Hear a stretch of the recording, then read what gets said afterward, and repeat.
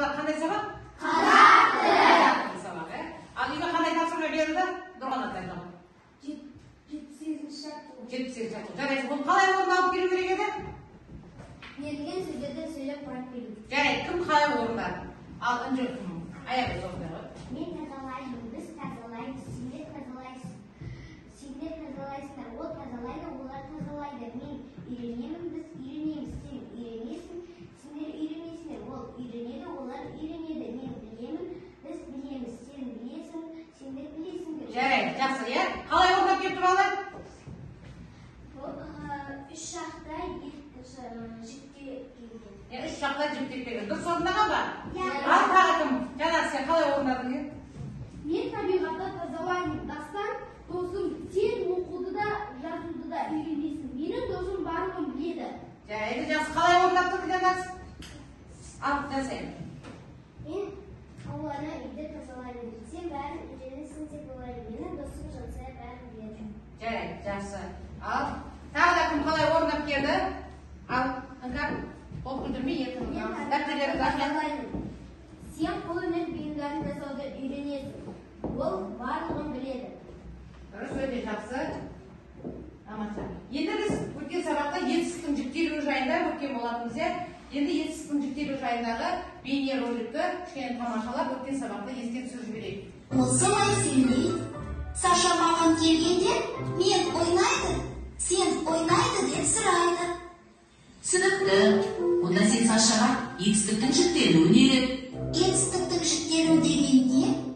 Етістіктің жіктелуі деген етістікке жіктік жалғауының жалғану арқылы өзгеруі. Мысалы, бірінші жақ мен ойнадым. Екінші жақ сен ойнадың. Сыпайы түрі сіз ойнадыңыз. Үшінші жақ ол ойнады.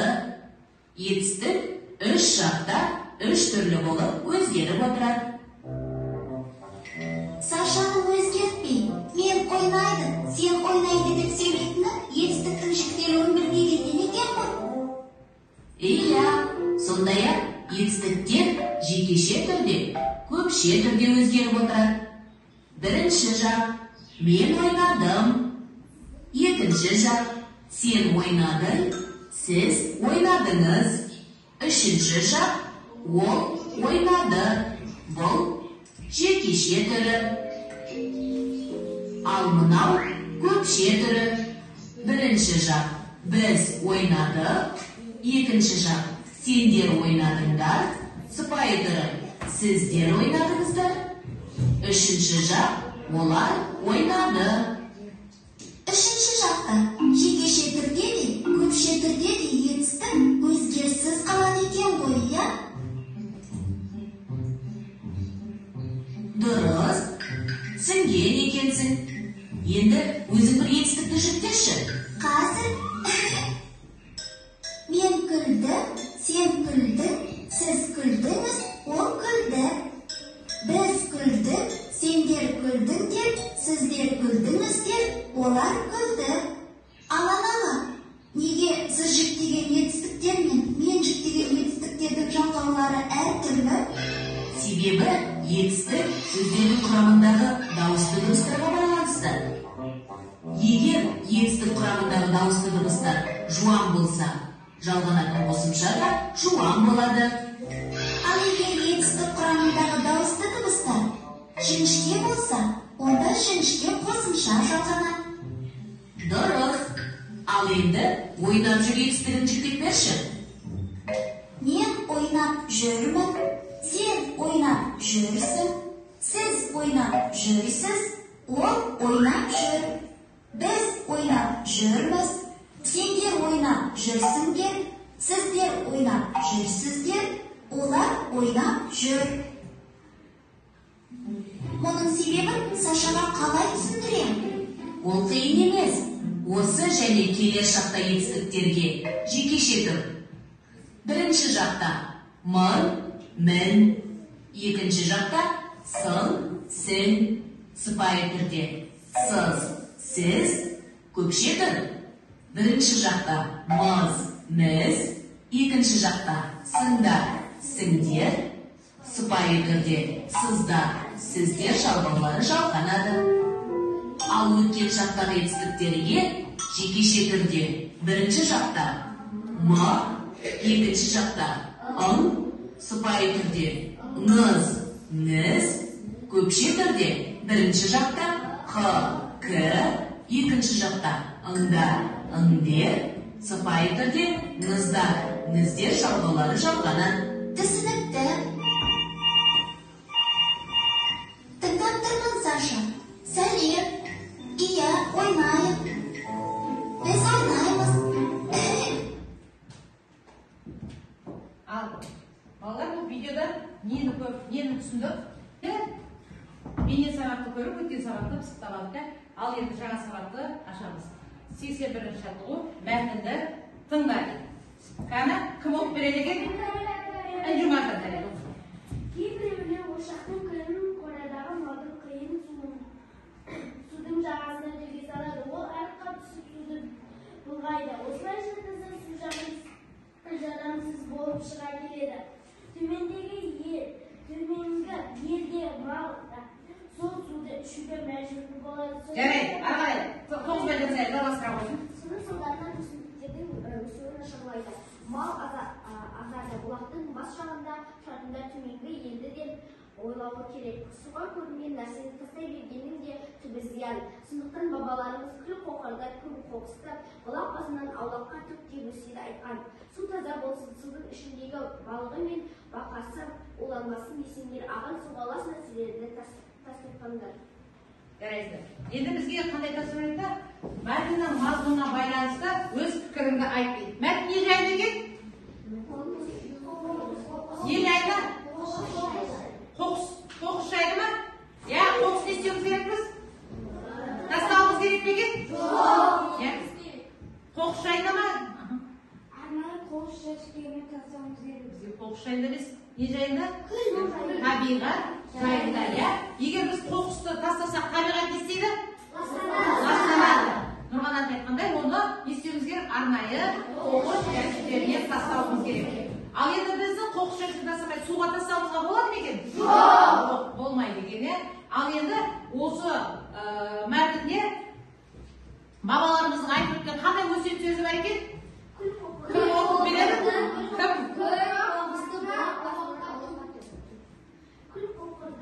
Көп қоқысты бұлақ басынан аулаққа түк. Иә, бізде тапсырма бабаларымыз айтқан өсиет сөзі қатесіз көшіріп жазайды. Дәптерімізді ашып, бабаларымыз айтқан өсиет сөзін көшіріп жазайық.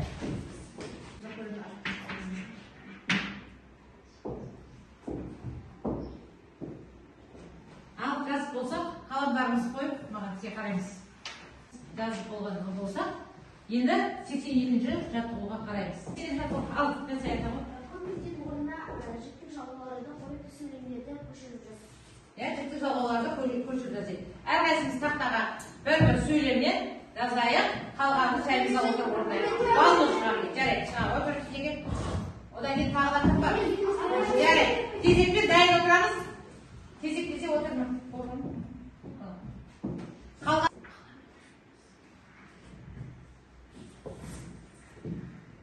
Алды шығам. Шығам.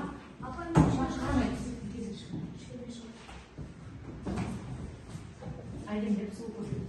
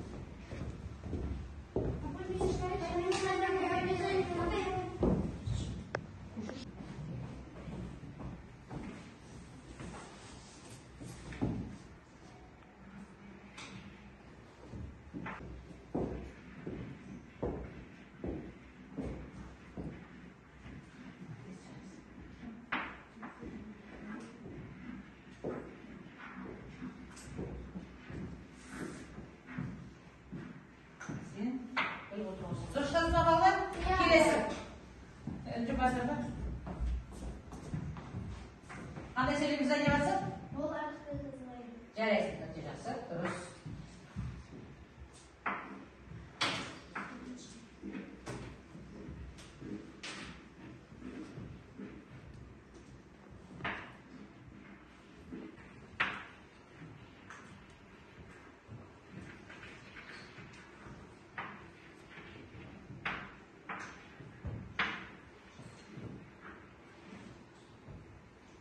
Келесі сөйлемді кім жазады?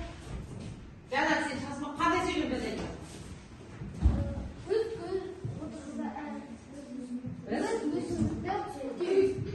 Өсімдікті ма? Өсімдіктерді күтеміз.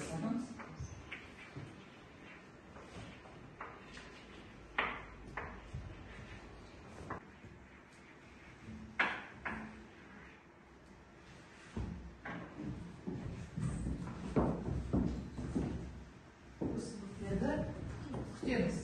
Дұрыс жазма балалар? Дұрыс жазды. Ал енді жылдамдарды баяғыдай жылдамдар жазып болсақ, келесі жаттығуға өтеміз. Болғанымыз қаламдарымызды қойып, маған тіке қараймыз, кімнің болғанын содан білетін боламын. Ал онда кім жылдам әдісі бойынша 83-ші жаттығуды орындайды. Жұмбақ өлеңді оқып, шешуін тап дейді. Кім оқиды? Жағыз қайта жаға қой. Жағыз қайта жаға қой.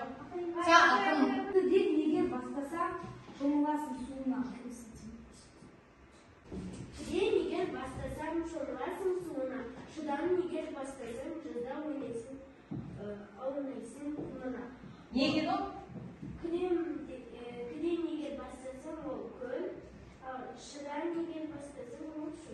Жарайсың, жақсы, самасан. Келесі ағарыңды, іңкәр. Судан егер бастасам, төрт түліктің баласы. Судан егер бастасам, аққайыңнан аласың. Жарайсың. Қандай жүрім? Тыдан бастаса, төрт түліктің баласы дейді. Не екен ол? Кім айтып жібереді, кім көмектеседі? Тыдан бастасақ, төрт түліктің баласы не деп атаймыз? Кім айтып дұрыс айтты еді? Төрт, жарайсың, Жұмажан. Ал енді сөйлеймін. Бастасам, аққайыңнан аласың дейді. ол сүт. Сүт па? Біз жаңа сабақтан өттік қой. Жоқ. Аққайыңның тұтасы егер сынып қалатын болса, ол жерден тамып не тамады дедік бізді? Сөл тамады. Не тамады? Сөл. Егер сыдан бастасақ ол не екен? Сөл. Орнына тиісті сөзі қойып жаз. Жазардан алып мен оқып алайын. Кім оқиды екен? Зайнап. Уланса ауа. Дұрыс. Уланамыз бәріміз. Жарайсың, дұрыс. Біріншін дұрыс оқыды. Келесі, кім оқиды? Жан, тасболат жазайын. Уланса су уланамыз, уланатын тағы біз. Жарайсың, жақсы. Келесі, кім оқиды? Жазайын. Уланса жер уланады өсімдік. Жарайсың, келесі ақай. Ал, іңкәр.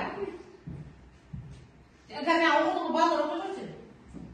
Іңкәр депті ғой.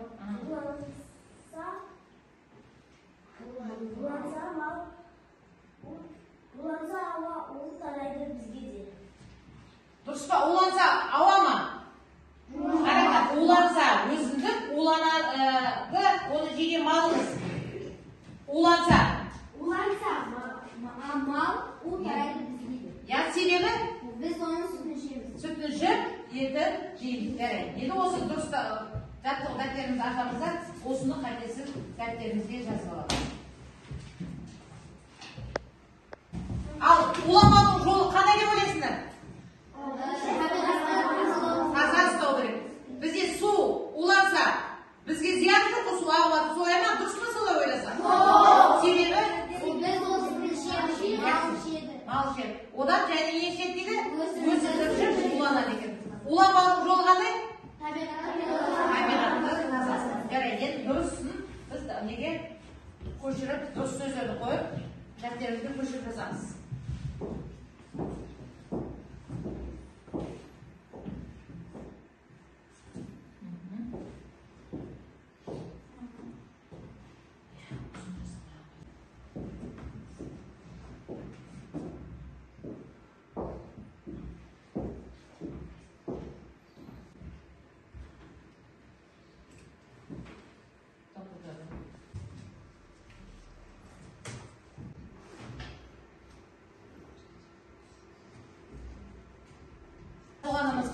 аяғымызды қойып, бері қараймыз. Кішкене қолымыз жазып шаршап қалған болса, кішкене сергітіп жасап жіберейік. Ал біз кішкене капитан ойын ойнап жіберейік. Капитан жаттығуы.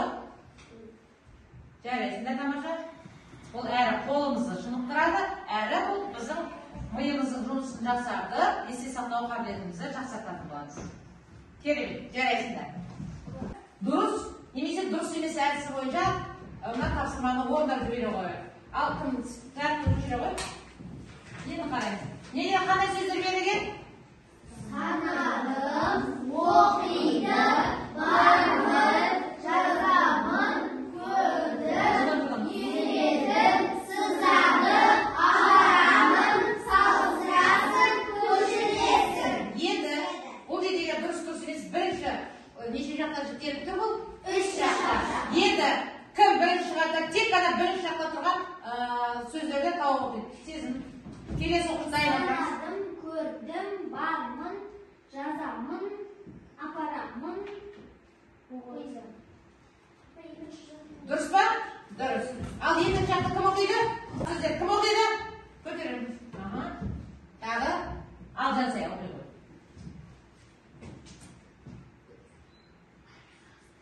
Салыстырасың, көшіресің,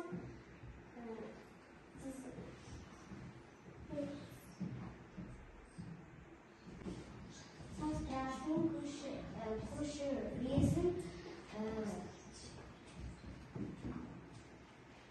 Рамазан оқитын демей тұр ғой. Рамазанды тыңдап көрейік. Рамазан. Үшінші жақ. Қай сөз? Ол. ол, оқиды, Дұрыс.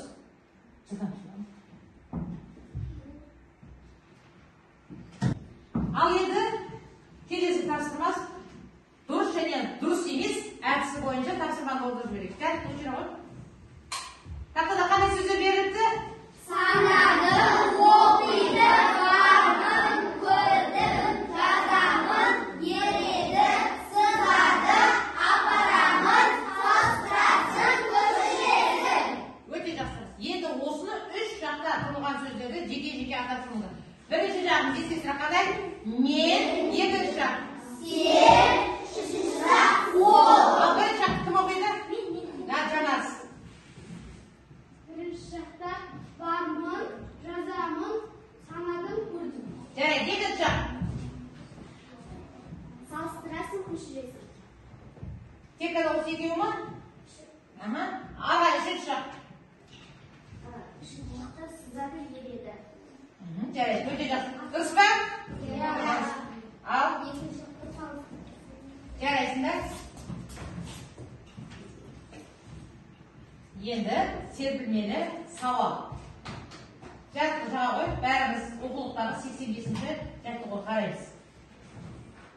Мақалдардың мағынасына топқа талқылаңдар. Мағынасын топта талқылаймыз. Ал бірінші мақалды кім оқиды? Суға төкпе. Ал бұны қалай түсінесіңдер? Қалай түсінді? Ақтың жұлдызын ағып жатқан өнерге түсірме.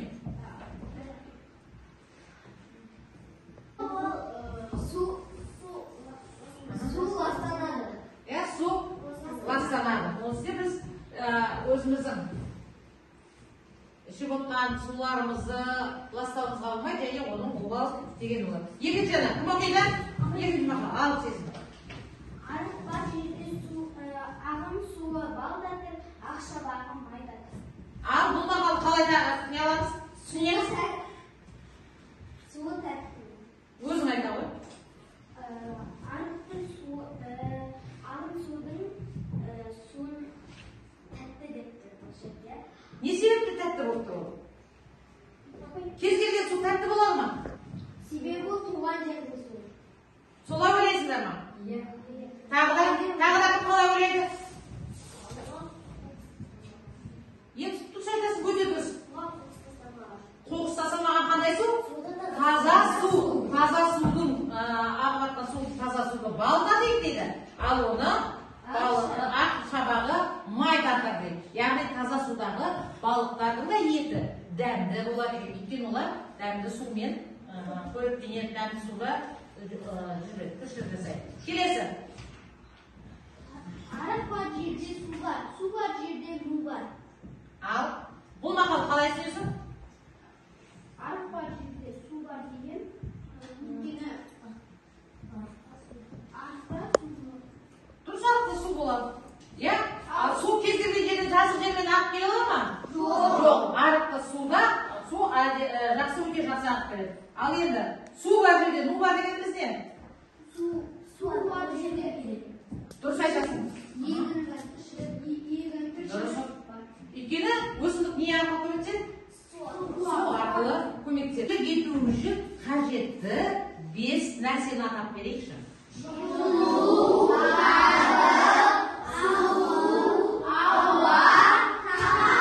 Иә, өте дұрыс айтасыңдар. Ал енді, егер осы бізге қажетті суды ластауға болады ма екен? Жоқ! Яғни ол біздің тіршілік етуімізге қажетті жағдай екен. Ал ауаны ластауға болады ма? Жоқ! Ластауға болмайды. Ал енді осы табиғатты ластамауға, табиғатты қорғауға сендер қандай үлес қосар едіңдер? Әркім өз пікірін айтсыншы, еркін.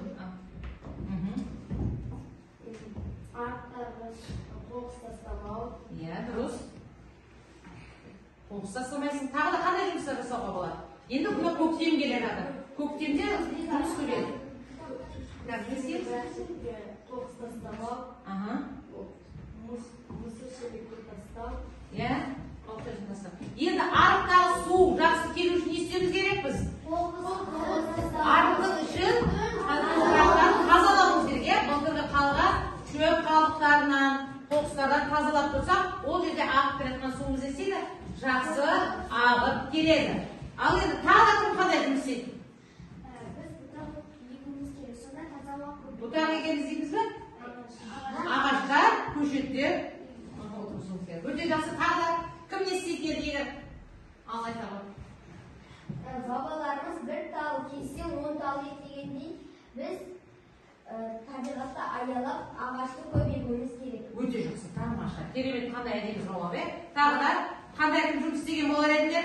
Біз өздеріңді, әрқайсың өздеріңді экологпын деп есептегендерді, мен егер эколог болсам, табиғатты қорғауға қандай жұмыс атқарар едім деген сұраққа әркім жауап берейік. Жеке-жеке сұрайық. Мен эколог болсам, көбірек ағаш егіп, қоқыс тастамай, ағын сулардың жағын тазалап жүрмін. Жарайды, ал сен? Бұлаққа қоқыс тастамау, арнайы қоқыстар жүрген жасау. Жансая, сен не айтар едің? Эколог болсам? Болсам, табиғатты таза ұстар едім. Қоқыстарды тазалап, көшеге береді. Жарайды. Мен эколог болсам,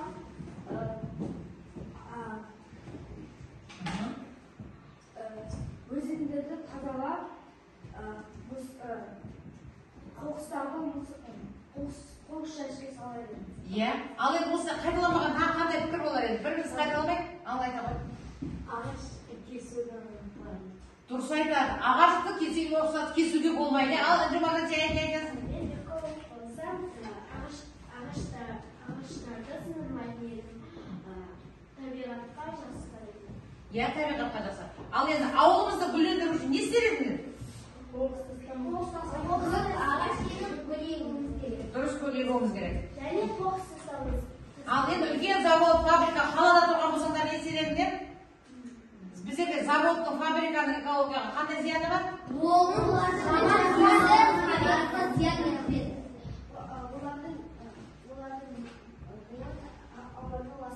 Олар ластамау үшін сен эколог болсаң не істер едің? Мұнай газ өндіретін жерлердің мақаларына арнайы сүзгілер қойдыртатын еді. Дұрыс, айналарына сүзгілер қойылдыру керек. Дұрыс, тағы да. Ал енді өзіміздің үйге 82-ші жаттығуды қазір күндерімізде белгілеп аламыз. 82-ші жаттығуды үйде орындап келеміз. Ал енді қазір біз тапсырманы орындадық. Бүгінгі сабаққа жақсы орнымыздан тұрып отырмыз. Сіздің сабаққа жақсы қатыстым. Себебі не қалай айтасың? Өйткені ол барлық сұрақтарға жақсы жауап берді. Иә, қандай баға қояр едің?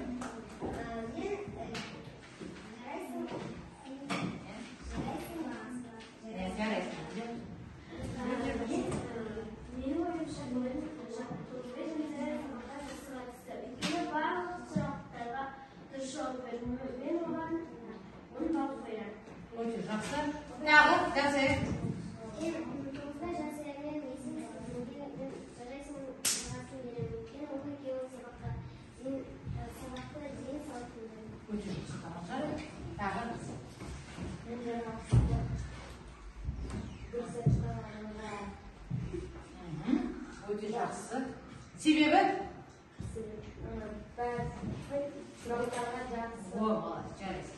Мен жаңағысқа Жансаяға кезінде жарайсың деген бағаны қоямын. Беремін. Олар өйткені сабақта зейінмен тыңдады. Ал бүгін кімдес кішкене ескерту береміз. Келесі сабақта Сергей ол сабақтарға жауап беретін оқушылар. Кімдерді айта аласыз? Ал айта ғой. Нұрғанатты Балнұрды. Балнұрды білмейді жарайды мейлі пікірі. Әркімнің пікірі өзіне құнды. Менің ойымша бүгін сабаққа белсене қатысқандар ал Нұржан Арыс, Жансая. Мен оларға өте тамаша деген баға қояр едім. Өте жақсы, жарайды, жақсы. Ал енді кімге келесі сабақта белсенді болуды ұсынар еді? Мен Сардарға ендігі сабақта жақсы Дұрыс, өте жақсы айтады, дұрыс. Дұрыс, өте жақсы, иә? Келесі сабақтарда да сабақтарға жақсап орындап, үй тапсырмасын жасап орындап келейік. Бүгінгі сабағымыз осымен аяқталды.